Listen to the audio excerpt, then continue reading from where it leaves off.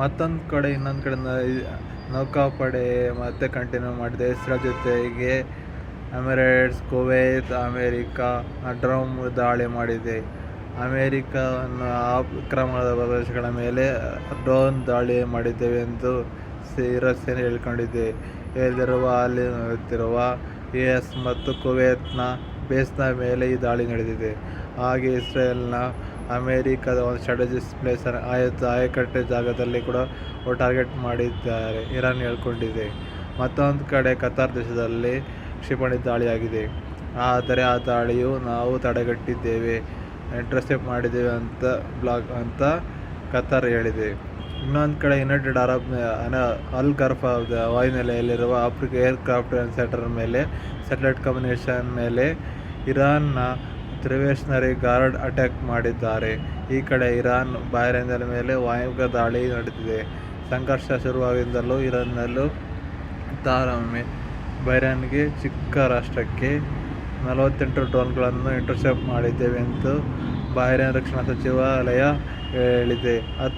ಅರಕ್ನ Kurdish ಪ್ರದೇಶದಲ್ಲಿ ಇರಾನ್ನ IRGC ಬೆಳಗ್ಗೆ ಭಾರೀ ದಾಳಿ ನಡೆದಿದೆ. 3 ಪ್ರತ್ಯೇಕ ಗುಂಪುಗಳ ಮೇಲೆ ಧ್ವಂಸ ಮಾಡಲಾಗಿದೆ.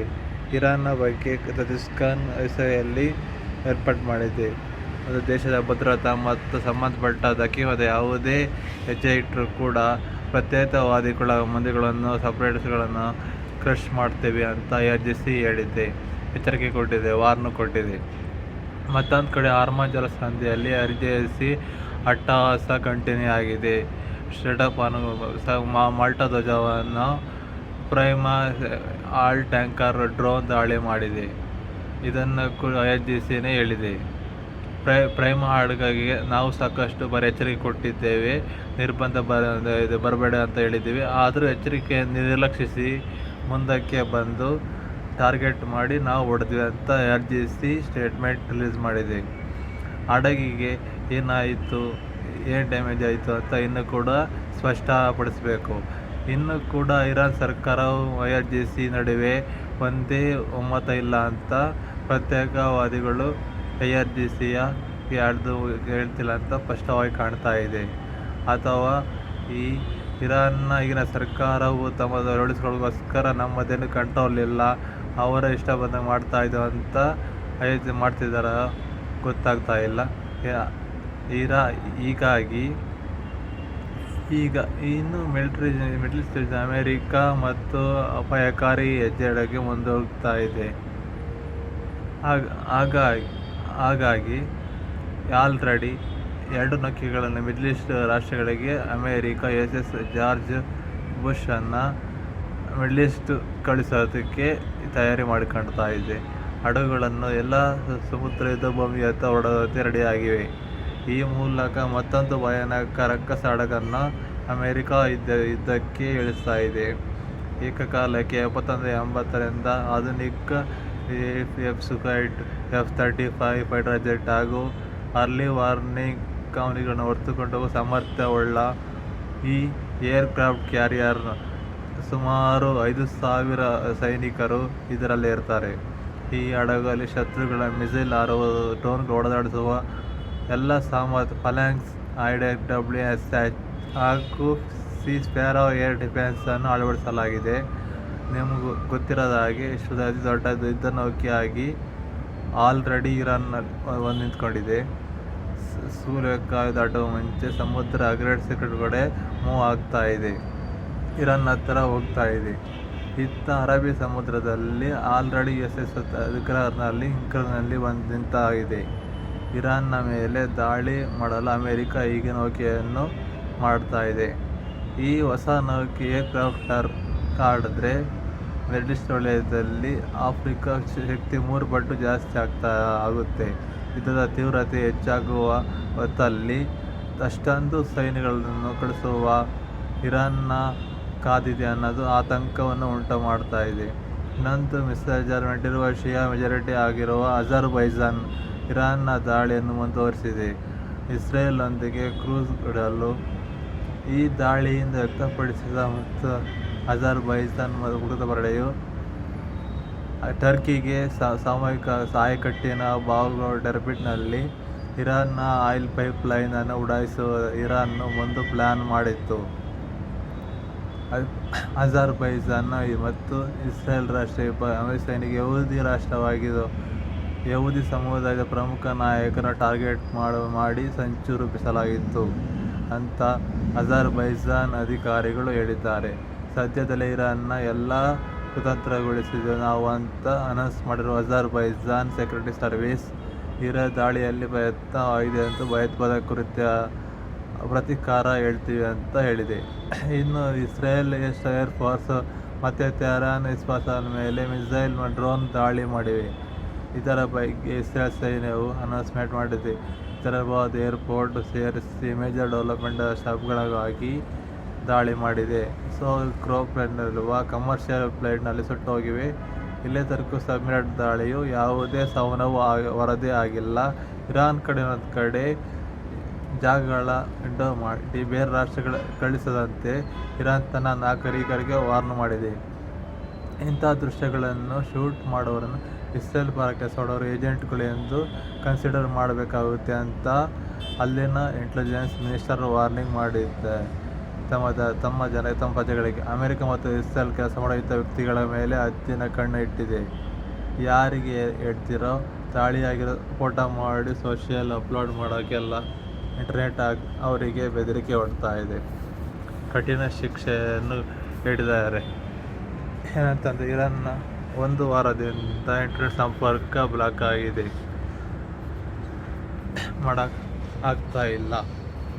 ಆದರೂ ಸಹ ಸ್ಯಾಟಲೈಟ್ ಕನೆಕ್ಷನ್ ಮೂಲಕ ಅದರಿಂದ ಸುದ್ದಿಗಳನ್ನು ಹೊರ ಬರ್ತಾ ಇದೆ. ಅಮೆರಿಕ ಮತ್ತು ಇಸ್ರೇಲ್ ನಡೆಸಿದ ಭೀಕರ ದಾಳಿಯಿಂದ ಇರಾನ್ನ ನ್ಯೂಕ್ಲಿಯರ್ ಸೊಸೈಟಿ ಚಾಕ್ಲೆಂಕ್ ಅಂಶಗಳನ್ನು ಬಿಡುಗಡೆ ಮಾಡಿದೆ. ನಮಸ್ಕಾರ ಸ್ನೇಹಿತರೆ. ಅಮೆರಿಕ ಇಸ್ರೇಲ್ ವಿರುದ್ಧ ಫೈಟ್ ಜೋರಾಗಿ ಮಾಡ್ತೀವಿ ಅಂತ ಕಡೆ ತನಕ ಬಿಡಲ್ಲ ಅಂತ ಇರಾನ್ ಹೇಳ್ತಾ ಇತ್ತು. ಒಳಗೆ ಇರಾನ್ನ ಆಡಳಿತ, ಈಗಿನ ಸರ್ಕಾರ, ಮತ್ತೊಂದು ಕಡೆ ಸಪೋರ್ಟ್ ನೀಡಿರೋದು ಆಯತುಲ್ಲಾ ಖಾಮೆನಿ ಅವರ ಆಪ್ತ ಸ್ನೇಹಿತ IRGC ಮತ್ತೆ ಒಳಗೆ ಬಿರುಕು ಉಂಟಾಗುತ್ತದೆ ಸ್ಪಷ್ಟವಾಗಿ ಕಾಣ್ತಾ ಇದೆ. ಯಾಕಂತಂದರೆ ಸೈನ್ಯ ಹತಾಶೆಯಿಂದ ಗಲ್ಫ್ ರಾಷ್ಟ್ರಗಳಿಂದ ಆಗ್ತಾ ಇರುವಂಥ ಅಂತರದಿಂದ ಮಾಡ್ತಾ ಇದೆ. ಆದರೆ ಇಂಥರಿಂದ ಮಸೂದ್ ಬಿಜಾರ್ ಅವರು ಗಲ್ಫ್ ರಾಷ್ಟ್ರಗಳ ಸಾರಿ ಅಂತ ಹೇಳ್ತಾ ಇದೆ, ಕ್ಷಮೆ ಕೇಳಿದ್ದಾರೆ. ನಾವು ನೆರೆ ರಾಷ್ಟ್ರಗಳ ಮೇಲೆ ನೆರೆ ಮಾಡೋದಿಲ್ಲ, ಪರವಾಗಿ ಕ್ಷಮೆ ಕೇಳ್ತಾ ಇದ್ದೀವಿ. ನಮ್ಮ ಇಂಟರ್ನ್ಯಾಷನಲ್ ಕೌನ್ಸಿಲ್ ನಿರ್ಧಾರವನ್ನು ಬಂದಿದೆ ಎಂದು ನೇಬರಿಂಗ್ ಕಂಟ್ರಿಗಳ ಮೇಲೆ, ಅಕ್ಕಪಕ್ಕದ ರಾಷ್ಟ್ರಗಳ ಮೇಲೆ ಯಾವುದೇ ದಾಳಿ ಮಾಡುವುದಿಲ್ಲ. ಈ ರಾಷ್ಟ್ರಗಳು ನಮ್ಮ ಮೇಲೆ ದಾಳಿ ಮಾಡಿದರೆ ನಾವು ಮಿಸೈಲ್ ಹಾರಿಸೋದಿಲ್ಲ ಅಂತ ಅಧ್ಯಕ್ಷರು ಪ್ರತಿಜ್ಞೆ ಮಾಡಿದ್ದಾರೆ. ಆದರೆ ಈಗ ಹೇಳಿದ ಕೆಲವೇ ಗಂಟೆಗಳ ನಂತರ 1 ಗಂಟೆ ಸಮೇತ ಖಾಮೆನಿ ಆಪ್ತ IRGC ಗಲ್ಫ್ ರಾಷ್ಟ್ರಗಳ ಮೇಲೆ ಮತ್ತೆ ದಾಳಿ ಮಾಡಿದ್ದಾರೆ. ಒಮಾನ್ ವಿಚಾರದಲ್ಲಿ ಆರಂಭದಲ್ಲಿ ಹೀಗೆ ಹೇಳಿತ್ತು, ಟಾರ್ಗೆಟ್ ನೋಡ್ಕೊಂಡು ಕಳಿಸಿ ಹೊಡಿಬೇಡಿ ಅಂತ ಹೇಳಿದ್ದೀವಿ IRGCಗೆ. ಇರಾನ್ನ ಈಗಿನ ಆಡಳಿತ ಹೇಳಿತ್ತು, ಅದಕ್ಕಿಂತ ಒಮಾನ್ ಮೇಲೆ ದಾಳಿ ಆಗಿತ್ತು. ಯಾರು ಸುದ್ದಿಗೆ ಹೋಗ್ತಾ ಇರೋಂಥ ರಾಷ್ಟ್ರ ಒಮಾನ್ ಮಧ್ಯಸ್ಥಿಗೆ ಹೆಲ್ಪ್ ಮಾಡ್ತಾರೆ. ಆದರೆ ಆಡಳಿತ ಇಂಥ ಮೇಲೆ ಇದರ ನಂತರವಾಗಿ ಒಮಾನ್ ಮೇಲೆ IRGC ಮಾಡಿರುವ ಲೇಟೆಸ್ಟ್ ಆಗಿ ಬೆಳವಣಿಗೆ ಬಂದಿದೆ. ಇರಾನ್ ಆಡಳಿತ ಒಂದು ದಿಕ್ಕಲ್ಲಿ ಸಾಗುತ್ತಾ ಇದೆ. ಇರಾನ್ ಖಾಮೆನಿ ಆಡಳಿತ ಆಪ್ತ ಸ್ನೇಹಿತ IRGC ಮತ್ತೊಂದು ದಿಕ್ಕಿನಲ್ಲಿ ಸಾಗುತ್ತಾ ಇದೆ. ಇತ್ತೀಚೆಗೆ IRGC ಅವರು ಜಲಸಂಧಿ ಬಂದ್ ಅಂತ ಡಿಕ್ಲೇರ್ ಮಾಡಿದರು. ಇರಾನ್ ಸರ್ಕಾರ ಮಾತ್ರ ಇಲ್ಲ, ಜಲಸಂಧಿ ಕ್ಲೋಸ್ ಆಗಿಲ್ಲ ಅಂತ ಮಾಡಲ್ಲ ಅಂತ ಹೇಳ್ತಾ ಇದೆ. ಹೀಗಾಗಿ ಸ್ನೇಹಿತರೆ, ಖಾಮೆನಿ ಹತ್ಯೆಯ ನಂತರ ಇರಾನ್ನಲ್ಲಿ ಒಗ್ಗಟ್ಟಿಲ್ಲ, ಒಳಕ್ಕೋ ಬಿರುಕು ಉಂಟಾಗ್ತಾ ಇದೆ ಅಂತ ಅವ್ರವ್ರ ಇಷ್ಟ ಬಂದಾಗಿ ಕಷ್ಟವಾಗಿ ಕಾಣ್ತಾ ಇದೆ. ಈ ರಾಜೀನಾಮೆ ಕೊಡ್ತಾ ಇದ್ದೀವಿ. ಆ ಥರ ಕಿಶ್ಕಿಯನ್ ಮತ್ತು ಅಮೆರಿಕ ಅವರಿಗೆ ವಾರ್ನಿಂಗ್ ಕೊಟ್ಟಿದ್ದಾರೆ. ನಾವು ಸರೆಂಡರ್ ಆಗೋದು ಸಾಧ್ಯವಿಲ್ಲ. ಶತ್ರುಗಳು ಇರಾನ್ನ ಅಗತ್ಯ ಆಸೆಯಿಂದ ಅವರ ಕೋರಿಕೆಗಳನ್ನು ವ್ಯಕ್ತಪಡಿಸಬೇಕು. ಇರಾನ್ನ ಶರಣಾಗುವ ಆಸೆ ಇರುವುದಿಲ್ಲ ಹಂಗೆ ಹೇಳಿದ್ದಾರೆ. ಹಾಗಾಗಿ ಇರಾನ್ ಅವರು ಸಂಪೂರ್ಣವಾಗಿ ಮಂಡಿ ವಿಚಾರಣೆ ನಡೆಯುತ್ತೆ ಅಂತ ಟ್ರಂಪ್ ಹೇಳಿದರು. ಅನ್ಕಂಡೀಷನಲ್ ಸರೆಂಡರ್, ಯಾವುದೇ ಷರತ್ತಿಲ್ಲದೆ ನನಗೆ ಶರಣಾಗತಿ ಆಗಬೇಕಂತ ಟ್ರಂಪ್ ಹೇಳಿದರು. ಟ್ರಂಪ್ ಡಿಮ್ಯಾಂಡು ಅದರ ಬೆನ್ನಲ್ಲೇ ಇರಾನ್ನ ಅಧ್ಯಕ್ಷ ಈಗಾಗಲೇ ಈಗ ಹೇಳಿದ್ದಾರೆ. ಫೆಬ್ರವರಿ 28ರಿಂದ ಶುರುವಾದ ಯುದ್ಧ ಮಿನಿಮಮ್ 6,000 ಶಾಕಿಂಗ್ ಅಂಶ ನೀಡಿದೆ ಸ್ನೇಹಿತರೆ. 6,590 ಈ ಮಿಸೈಲನ್ನು ಉಪಯೋಗ ಮಾಡಿದೆ ಎಂದು ಹೇಳಿದೆ. 6,608 ನಾಗರಿಕ ಕೇಂದ್ರಗಳ ಮೇಲೆ ಟಾರ್ಗೆಟ್ ಮಾಡಲಾಗಿದೆ ಎಂದು ಬಿಡುಗಡೆ ಮಾಡಿದೆ ಸ್ನೇಹಿತರೆ. ಮನೆಗಳಿಗೆಲ್ಲ ಸಾವಿರಾರು ಕಮರ್ಷಿಯಲ್ ಮನೆಗಳು, ಮಾಲ್ಗಳು, ಶಾಪಿಂಗ್ ಮಾಲ್ಗಳು, ಎಲ್ಲ ಶಾಲೆಗೆ ಮತ್ತು ಕಾಲೇಜು ದಾಳಿ ಮಾಡಿದೆ ಎಂದು ಇರಾನ್ ರೆಡ್ ಕ್ರಾಸ್ ಕ್ಲೈಮ್ ಮಾಡಿದೆ. ಮತ್ತೊಂದು ಕಡೆ ಮಿಡಲ್ ಈಸ್ಟ್ನಲ್ಲಿ ಕಾರ್ ಮೋಡ ದಿನದಿನಕ್ಕೆ ಹೆಚ್ಚಾಗುವುದರಿಂದ ಇಸ್ರೇಲ್ನ ರಷ್ಯಾ ಜನರನ್ನು ಸೇಫ್ ಆಗಿ ಕರೆಸಿಕೊಳ್ಳಲು ಮೆಗಾ ಪ್ಲಾನ್ ಮಾಡಿದೆ. ಸೋಮವಾರ ತಕ್ಷಣ ಮಿಡಲ್ ಈಸ್ಟ್ ಬಿಡುವಂತೆ ಅಮೆರಿಕ ಸೂಚನೆ ಕೊಟ್ಟಿದೆ. ಈಗ ಇನ್ನಷ್ಟು ತಿರುವಾಗುತ್ತಂತಲ್ಲಿ ಜನರನ್ನು ಸೇಫ್ ಆಗಿ ಈಜಿಪ್ಟ್ ಬಾರ್ಡರ್ಗೆ ಶಿಫ್ಟ್ ಮಾಡಲು ಜೆರುಸಲೆಂನಲ್ಲಿರುವ ಅಮೆರಿಕ ಎಂಬಸಿ ಸರ್ವಿಸನ್ನು ಶಿಫ್ಟ್ ಮಾಡಿದೆ.